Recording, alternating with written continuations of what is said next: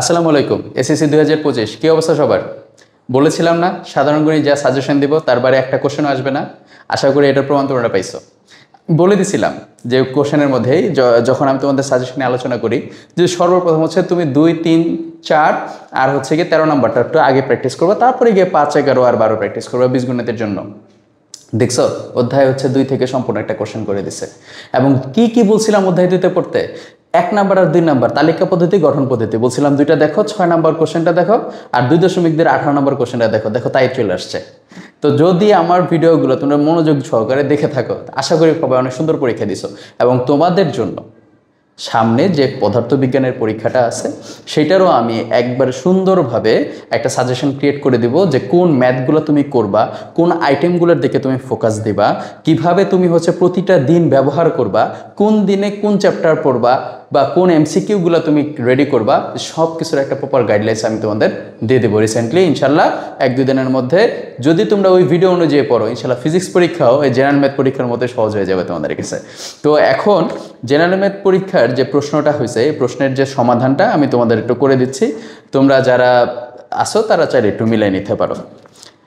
এখন দেখো 1 নাম্বার অধ্যায়। তো 1 নাম্বার অধ্যায় হচ্ছে কি আসছে তোমার এদের সেট ফাংশন। তো সেট ফাংশনের মধ্যে আমাকে কি বলছে একটু খেয়াল করে দেখি। যে বীজগণিত আমরাতে আসি ফার্স্টে, ধরো বীজগণিত। তো বীজগণিতের মধ্যে তোমার এখানে কি বলছে 1 নাম্বারটা ধরো 1-এর ক। 1-এর ক আমার কোশ্চেনটা কি ছিল? 1-এর কতে আমার কোশ্চেনটা ছিল হচ্ছে যে সি সমান সমান এখানে একটা আমার কাছে তালিকা দেওয়া যে ওয়াই বিলংস হচ্ছে কি তোমার এন সাজ দ্যাট যে Y square plus 3y plus 2 is equal to 0। এটাকে কি বলছে? তালিকা পদ্ধতিতে প্রকাশ করো। Okay fine. তো এই জায়গায় আমাকে একটা শর্ত যেহেতু দিয়ে দিছিল, আমি তাহলে এই যেটা যদি মিডল টার্মটা করে ফেলি তাহলে তো আমি ওয়াইয়ের মানগুলো পেয়ে যাই। যেমন ওয়াই স্কোয়ার দিলে 2 2, তাহলে 2y plus y plus 2 is equal to 0। তাহলে ওয়াই কমন নিলে y plus 2 plus 1 y plus 2 is equal to 0।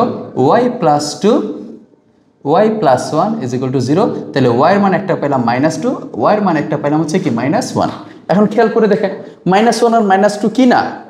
স্বাভাবিক সংখ্যা তো না, কারণ স্বাভাবিক সংখ্যার মধ্যে থাকতে হবে ওয়াইয়ের মানটা, বলে দিছে তো। তার মানে এটার অ্যান্সারটা কি হবে? ফাঁকা সেট। এটার অ্যান্সার কি হবে? ফাঁকা সেট। তাহলে এই ফাঁকা সেট যে আছে তো এটা হচ্ছে তোমাদের অ্যান্সার। তাহলে হচ্ছে কি 1-এর ক বুঝে গেলাম। তাহলে 1-এর খ কি আছে একটু খেয়াল করি। 1-এর খতে আসো। তাহলে 1-এর খ, 1-এর খ আমাকে বলছে হচ্ছে যে পাওয়ার অফ এ নির্ণয় করো। তাহলে এই সেটটা উদ্দীপকে কি ছিল? উদ্দীপকে এই সেটটা ছিল হচ্ছে এক্স সাজ দ্যাট এক্স বিলংস হচ্ছে এন, এবং বলছে যে এক্স স্কোয়ারের মানটা হবে 7-এর থেকে হচ্ছে বড়, এবং এক্স কিউবের মানটা হবে তোমার 190 থেকে ছোট।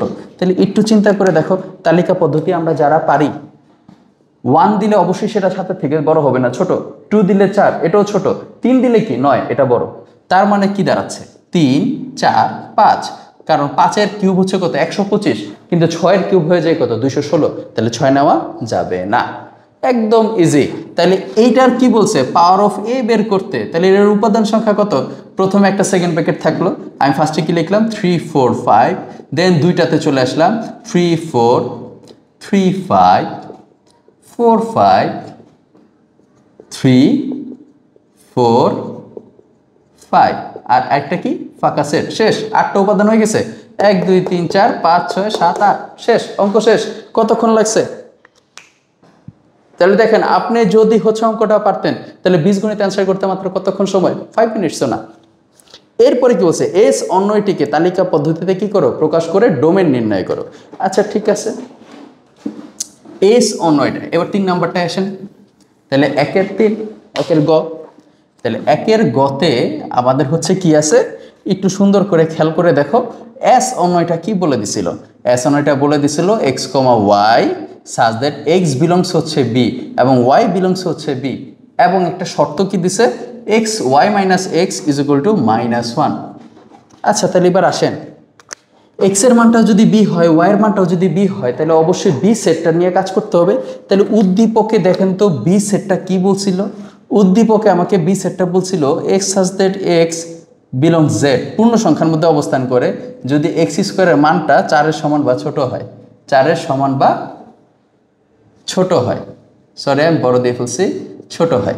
এই হচ্ছে আমাদের কোশ্চেন। তাহলে একটু টেকনিক ইউজ করেন, প্লাস মাইনাস স্কোয়ার মানে প্লাস মাইনাস হিসাব করতে হবে। এখানে কি হিসাব করতে হবে? Plus minus. কেন? কারণ এটা জেড, জেড হচ্ছে কি সংখ্যা? পূর্ণ সংখ্যা। সকল ধনাত্মক এবং ঋণাত্মক সংখ্যাকে কি বলে? পূর্ণ সংখ্যা বলে। তাহলে বুঝাই যেতেছে যে এখানে কি কি হইতেছে। যদি আমি 1 দিই তাহলে প্লাস মাইনাস 1, যদি 2 দিই প্লাস মাইনাস 2, 3 দিলে প্লাস মাইনাস 3, কিন্তু 3 কখনোই 9 হয়ে যেতেছে, বড় হয়ে যেতে, তাহলে এদেরকে যাইতে পারবো না। আর আরেকটা এদের মধ্যবর্তী মান আছে কত? 0। তাহলে মানগুলা কি কি পাই আমরা? -2, -1, 0, 1, 2, এই যে মানগুলা একদম সহজ। তাহলে এই মানগুলো কার মান? বি এর মান। এখন আমরা কি করতেছি? একটা আমাদের কাছে সমীকরণ ছিল, সেই সমীকরণ কি? y - x = -1। তাহলে y = কি পাই? x - 1। তাহলে এটা একটা সমীকরণ। তাহলে এখন আমি যদি একটা ছক করি, এই ছকের মধ্যে পুরো 18 নম্বর অঙ্কটা, তাহলে x y, x এর মানগুলো কি কি দেওয়া ছিল? -2, -1, 0, 1, 2। তাহলে -1 যখন আমি 1 নম্বর সমীকরণে বসেছি, -2টা, তখন কি আসছে? -3।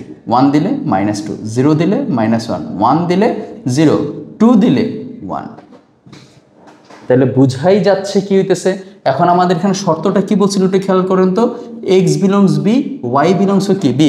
3 তো বি এর মধ্যে ছিল না, তাহলে এটা এই সেক্টরটাকে নেওয়া যাবে না। কিন্তু বি এর মধ্যে -2, -1 আছে, 0, -1 আছে, 1, 0 আছে, 2, 1 দুইটাই আছে। তাহলে আমাদের এখানে হচ্ছে কি আর অন্যটা কি পাচ্ছি? -1, -2, তারপরে 0, -1, তারপরে 1, 0, দেন আমি কি পাচ্ছি? তোমার 2, 1। তাহলে এই হচ্ছে আমার অন্যয়টা পেয়ে গেলাম। তাহলে এটা আমার কি একটা অন্যয়। এখন অন্যয় থেকে কি বলছে? ডোমেন বের করো। ডোমেন মানে কি? কোনো অন্যয়ের ক্রোমোজোরগুলার প্রথম উপাদান নিয়ে যে সেট গঠিত হয় তাকে তো ডোমেন বলে। তাহলে খেয়াল করেন তো, -1, 0, 1, 2 এটাই হচ্ছে ডোম। শেষ। তাহলে অ্যান্সার কি হবে? -1, 0, 1, 2 ডোমেন। একদম ইজি। আশা করি বুঝতে পারছি। তাহলে দেখেন মাত্র 10 নাম্বার পেয়ে গেলাম কতক্ষণে? সর্বোচ্চ 5 মিনিট। হাতে বাইচে আছে কতটুকু? বা 5 মিনিট বাদ দিলাম, 7-8 মিনিট। হাতে এখনও বাইচে আছে মিনিমাম 12 মিনিট। এরপরে আসেন 2 নাম্বার কোশ্চেনে যাই। 2 নাম্বার কোশ্চেন যদি আমি খেয়াল করি, তাহলে সেখানে কি আসতেছে? এত সুন্দর করে আমরা বলে দিছে যে 2 নাম্বারের ক, 2-এর ক, 2-এর কতে কি বলছে? যে log 3x² মাইনাস এত = 2, x এর মান বের করো। x এর কি করো? মান বের করো। কেন আপনি কি জানেন না? এটা হচ্ছে কত? 4.2 1 নম্বরের ম্যাথ। সুন্দর করে এটা কি বেজের উপরে পাওয়ার হয়ে চলে আসবে। তাহলে আমি বলতে পারি x² - 7 = 3 ^ 2। তাহলে x² - 7 = 9, x² = 9 + 7 = কত পারছে? 9.7 মানে কি আপনার 16। তাহলে x² = 16, x এর মান কত আসতেছে? তাহলে √16 মানে 4। x এর মান পাই গেলাম। একদম সহজ। 3 × 3 = 9, 7 আর 9 যোগ করলে কত হয়? 16, 16 স্কোয়ার করলে 4। কত সহজ। 2 নাম্বার পেয়ে গেলাম সাথে সাথে। এরপরে আসেন 2-এর খ। 2-এর খ কি বলছে? 2-এর খ। তাহলে 2-এর খতে আমাদের কি বলছিল? b⁴ / d⁴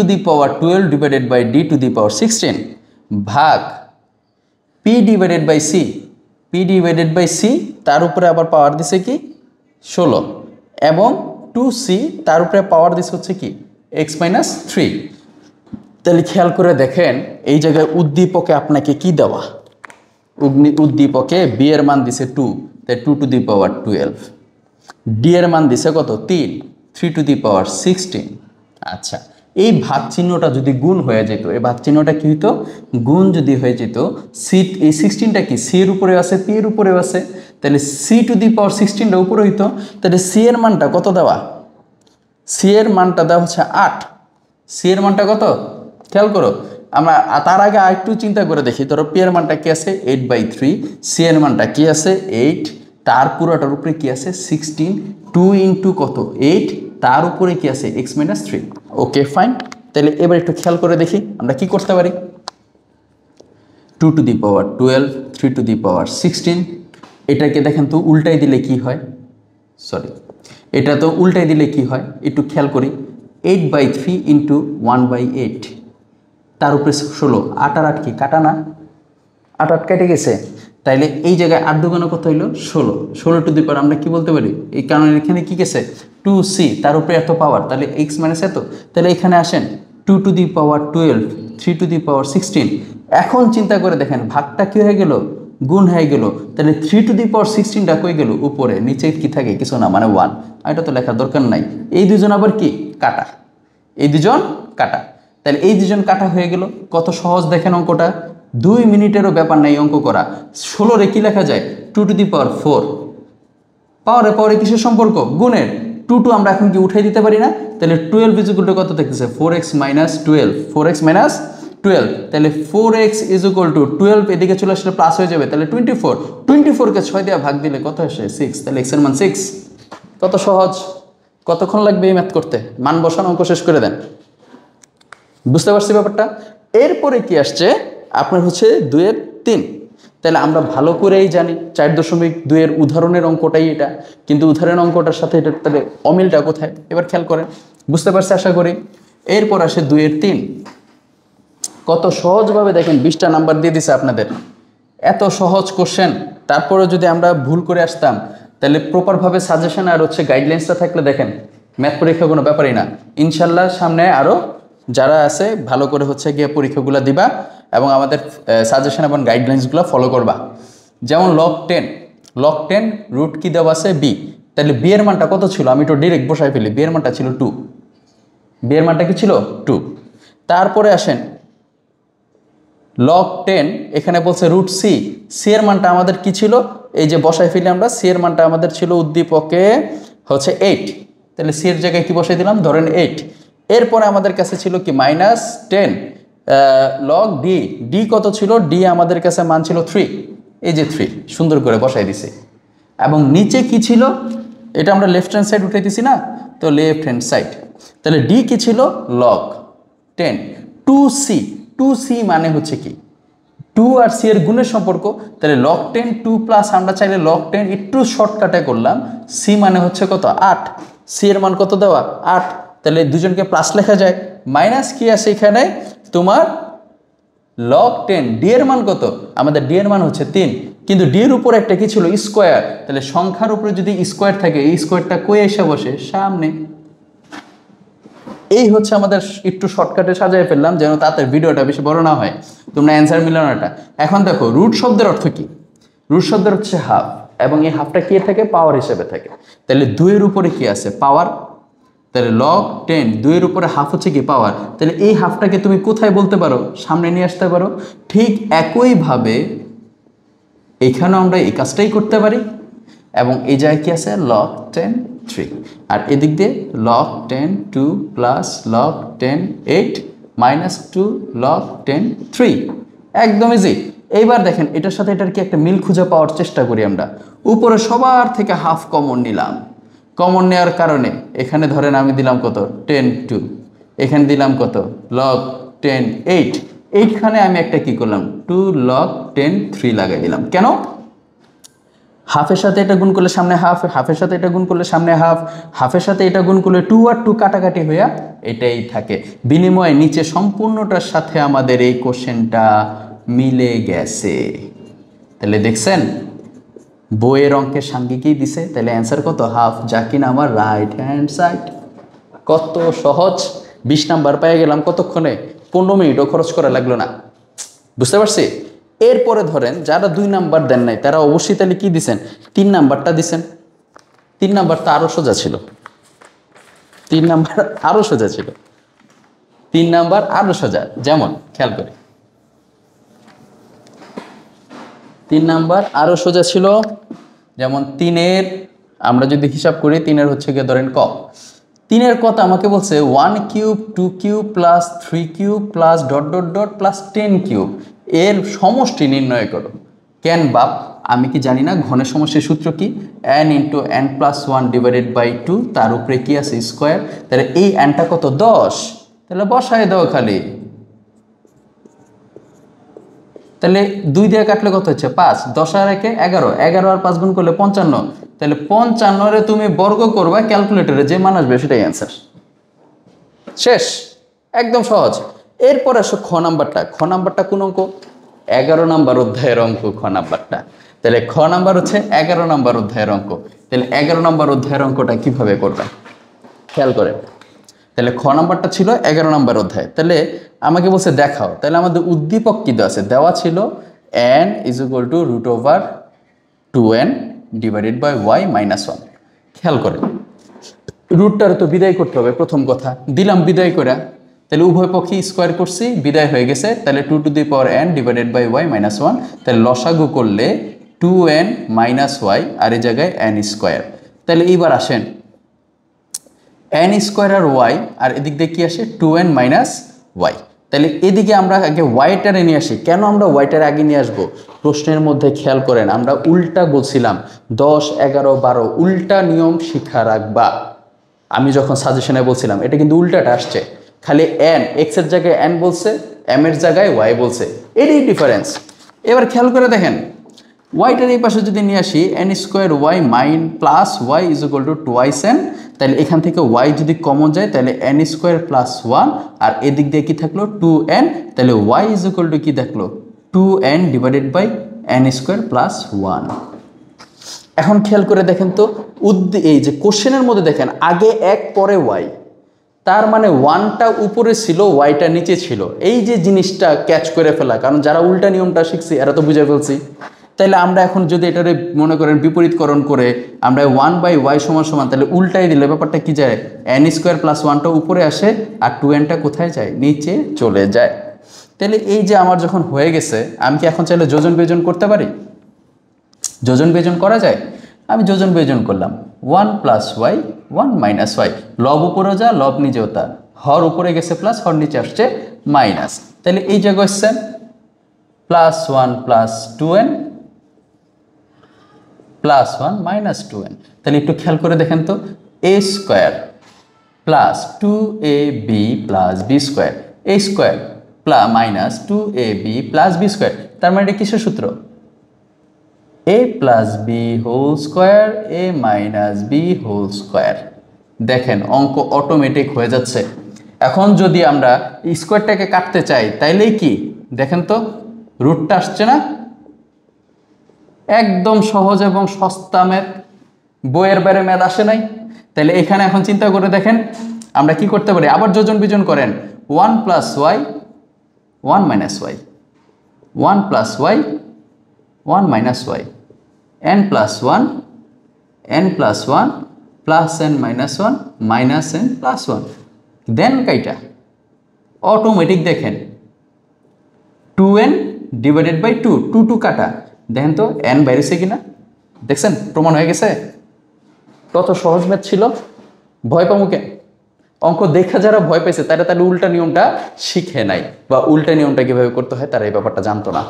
কিন্তু যারা আমরা জানি এরা দেখছেন বইয়ের অঙ্কটা আমাদের কাছে n আর y দিয়ে দিছে, কিন্তু বইয়েরই ম্যাথ।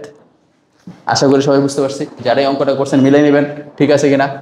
এরপরে আসেন 3-এর গ। 3-এর গ, 3-এর গ কি বলছে? তাহলে 3-এর গতে যখন আমরা যাচ্ছি, সমান্তর ধারার প্রথম n সংখ্যক পদের সমষ্টি কত? 714। আরে কত সহজ একটা ম্যাথ। সমান্তর ধারাটা কি দেওয়া? 4 7 10, একদম খাওয়াই দিছে ম্যাথগুলা। তাহলে প্রথম পদ কত? এর মান 4, সাধারণ অন্তর কত? 7 - 4 = 3 পেয়ে গেছি অলরেডি। সমষ্টি Sn কত দিছে? সমষ্টি বলে দিছে 714। বাপ, আপনি কি এখন এই সূত্রটা জানেন না? Sn = n/2 × 2a + n - 1 × d। এর মান দেওয়া আছে, Sn এর মান দেওয়া আছে, d এর মান দেওয়া আছে, বসাই দেন অঙ্ক তো হয়েই গেছে, টেনশনের কি আছে। তাহলে Sn মান কত বলছে এই জায়গায়? 714। আর এদিকে n/2 এর মান কত ছিল? 4, 4 দুগুণে কত হইলো? 8। তারপরে এই জায়গায় d এর মান 3, 3 দিলে 3n - 3। তাইলে এই জায়গায় কত থাকে? n/2, এখানে হচ্ছে 5, তাইলে 5 + 3n। আর এদিক দিয়ে আছে কত? 714। 714 সাথে 2 গুণ করে দেন, তাহলে 1400 1428। তাহলে 1428, আর এদিক দিয়ে হচ্ছে আমার কি আসতেছে তাহলে 5n + 3n²। তাহলে এখন দেখেন তো 3n² + 5n - 1428, মানে আমি এই পাশেরটা পুরোটা এই পাশে, এই পাশেরটা ওই পাশে নিয়ে আসা মাইনাস করে দিলাম। তাহলে এখানে কত আসলো? 0। তাহলে এইটার কি মিডল টার্ম হয় না? অঙ্ক শেষ। মিডল টার্ম কত আসে খেয়াল করে দেখেন তো, 5 থাকতেছে, 68 আর 63 বুঝাই যাইতেছে এই জায়গায় 68 63। তাহলে 68 আর 63 হচ্ছে করে দেন 1428, তারপরে বাকিটা আপনাদের বুঝে নেই কেমনে করতে হবে। কত সহজ ম্যাথ দেখেন, বীজগণিত আপনি অ্যান্সার করে ফেলছেন। 3টা সৃজনশীল যদি অ্যান্সার করেন তাও 20-40 মিনিটও তো ধারে কাছে যাবে না। কত সহজ কোশ্চেন দিছে, এবার একবার চিন্তা করে দেখেন। এইবার আসেন একটু ত্রিকোণমিতি, এটাও শেষ করে দিই। ত্রিকোণমিতিতে আর পরিমিতিতে যখন যাবেন তখন কি করবেন? তো ত্রিকোণমিতি আর পরিমিতির ব্যাপারটা আমি বলে দিচ্ছি। দেখেন ত্রিকোণমিতিতে কত সহজ ম্যাথ দিছে, একটু খেয়াল করেন। মানে এই বছরের জন্য আমি মনে করি যে যারা একটু পড়াশোনা করছে বা যারা স্যারদের কথা সুন্দর করে শুনছে, আমি মনে করব তারা বেটার রেজাল্ট করছে। যেমন দেখেন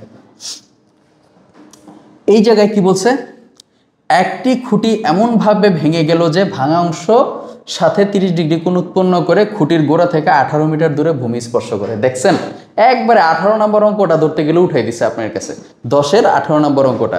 তাহলে এই অঙ্ক কেন আমি পারবো না? আমি আমার সাজেশনে বলছিলাম না 10 থেকে কি করবা, হয় হেলিকপ্টার করবা নাহলে খুঁটি করবা, শেষ। হেলিকপ্টার ছিল উদাহরণের ম্যাথ। আর এই জায়গায় কি বলছে খেয়াল করো, ক নাম্বারটা কি দিছে, তাইলে এটা হচ্ছে 7-এর ক।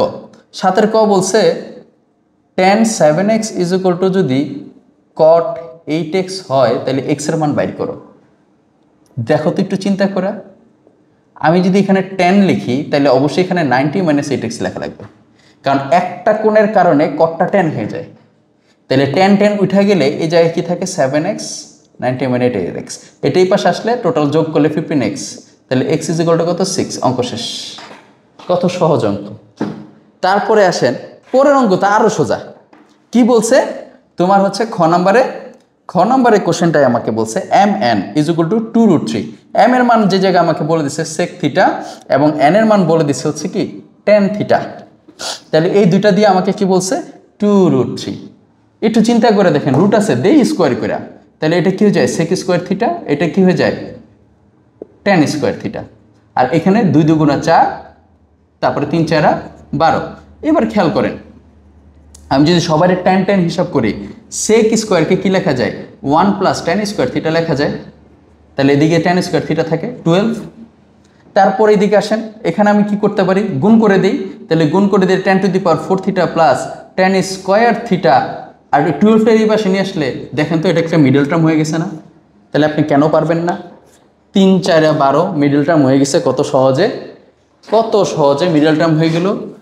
তাহলে এই মিডল টার্মটা যদি আমরা একটু করার চেষ্টা করি তাহলে ব্যাপারটা কি দাঁড়াইতেছে যে tan⁴ থিটা 3 × 4 = 12, তাহলে 3 × 4 = 12, তাহলে কাজ করি 4 tan square theta - 3 tan square theta - 12 = 0। তাহলে আমি এদিকে tan স্কোয়ার থিটা কমন নিলে তাহলে tan স্কোয়ার থিটা + 4 - 3 কমন নিলে tan স্কোয়ার থিটা + 4 = 0। তাহলে আমি বুঝতে পারতেছি এই জিনিসটা তো বাদ, তাহলে tan স্কোয়ার থিটা - 3 = 0 আমরা বলতে পারি, কারণ এই দুটো কমন নিয়ে তো লাভ নেই, -4 আসবে ওদিকে। তাহলে আমাদের tan স্কোয়ার থিটা = 3, তাহলে স্কোয়ারটা গেলে এটা কত হয়ে গেল √3। tan কত ডিগ্রির মান √3, 60 এর মান √3, অটোমেটিক বেড়ে গেছে। তাহলে থিটার মান কত হবে 60। কত সহজ দেখছেন। এরপরে আমাকে বলছে কি সম্পূর্ণ খুঁটির দৈর্ঘ্য নির্ণয় করো। এটা আরো কত সহজ ম্যাথ, একটু খেয়াল করে দেখেন। আপনারা যদি এইভাবে করে থাকেন তাহলে 100% রাইট হয়েছে, সব কিছু রাইট হয়েছে। এরপরে আসেন কোনটা সম্পূর্ণ খুঁটির দৈর্ঘ্য নির্ণয় করো।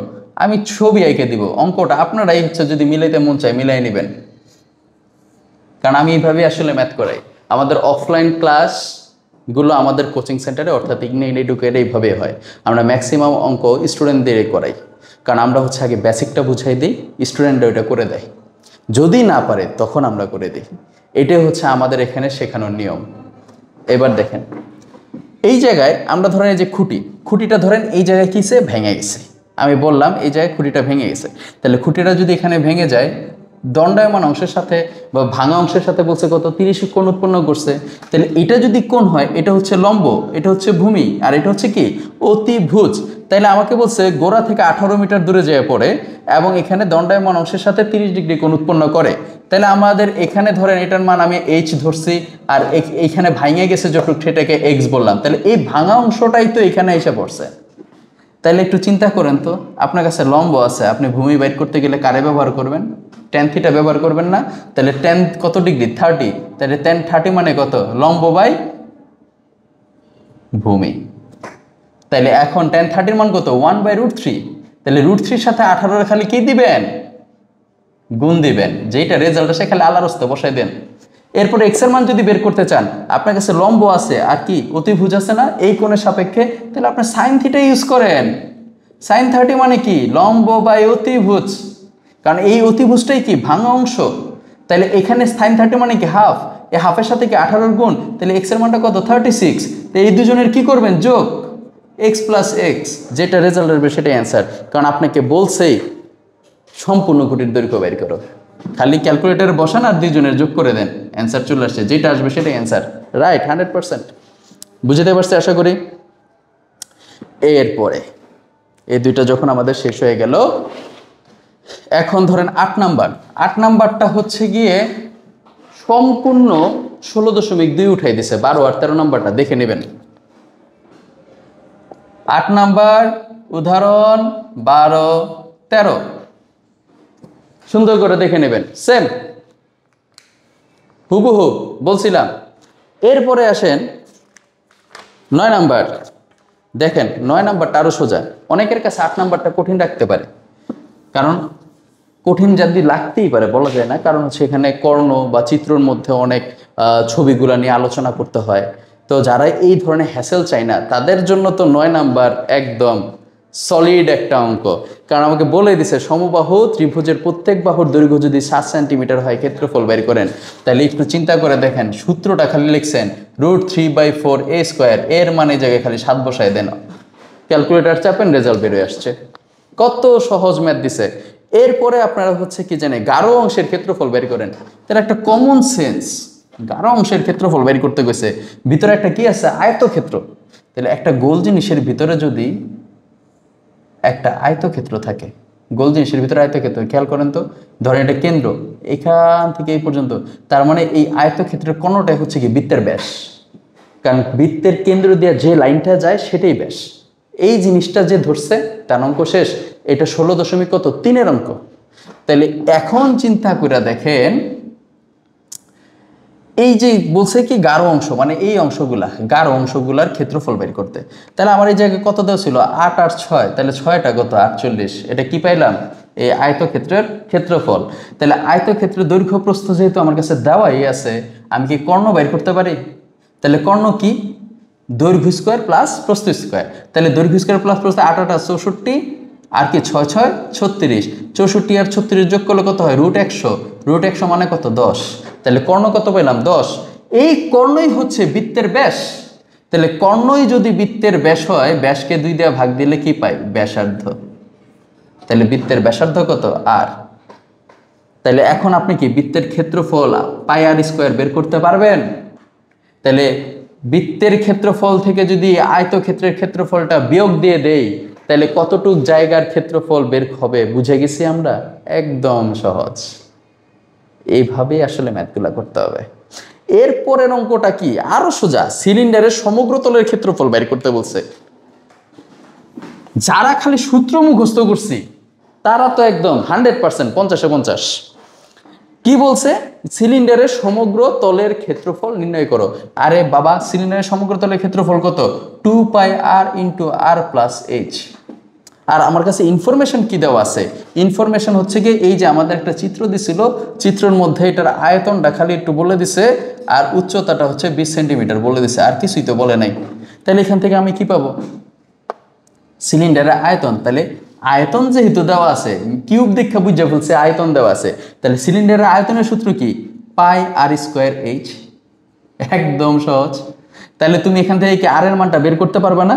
তাহলে r² = কি 22 এটাকে তুমি খালি পাই আর এইচ দিয়ে ভাগ দিয়ে দাও, তারপরে যা আসবে সেটাকে রুট দিয়ে দাও, তাহলে তুমি আর এর মানটা পেয়ে যাবা। যখন তুমি আর এর মানটা পেয়ে যাবা, এই মানটা খালি এখানে বসায় দাও, যেটা আমার ক্যালকুলেটরে উত্তর আসবে সেটাই অ্যান্সার। আর পরিসংখ্যান তো নিশ্চয়ই আশা করি করে দেওয়া লাগবে না, কারণ পরিসংখ্যান মধ্যক বের করো। মধ্যকের সূত্রটা কি? L plus N by two minus F C into H by F M. এই সূত্র যে পারছে তার অঙ্কটা হয়ে গেছে। তাইলে আশা করি আমি এখানে 50 নিয়ে আলোচনা করলাম। আর জ্যামিতি যেটা ছিল সেটা তো হচ্ছে গিয়ে আর ভিডিওতে পুরোটা বলে দেওয়া যায় না, কিন্তু জ্যামিতিও দেখেন আমাদের সৃজনশীলের মধ্যে 100% কমন আসছে, যে সাজেশনটা আমি দিছিলাম। তো সামগ্রিকভাবে বলতে পারি আমাদের পরীক্ষাগুলো কিন্তু সোজা হচ্ছে এই বছরের। তো সামনে আমি আরও ভিডিওগুলো বানাই দিব আপনাদেরকে, সেই ভিডিওগুলো যদি আপনারা সুন্দর করে দেখেন, আশা করি এসএসসি পরীক্ষাটা আপনাদের কাছে অনেক সোজা হয়ে যাবে। তো এই বলে শেষ করতেছি। আর আমাদের অফলাইন ক্লাস হচ্ছে নাগপুর নাখালপাড়া কমিশনার গলিতে 231/1 ইগনাইট এডুকেয়ার কোচিং সেন্টার। এই কোচিং সেন্টারের পরিচালক হচ্ছে আমি, প্রতিষ্ঠাতা পরিচালক। তো যদি কেউ অফলাইনে ক্লাস করতে ইচ্ছুক হয়, আমাদের এখানে ক্লাস 5 থেকে হচ্ছে একদম 12 পর্যন্ত ভর্তি চলতেছে। তো সে যে যোগাযোগ করতে পারে আমাদের এই স্ক্রিনে দেওয়া নাম্বারে, এবং এখানে ঠিকানা সব কিছুই দেওয়া আছে। আসসালামু আলাইকুম।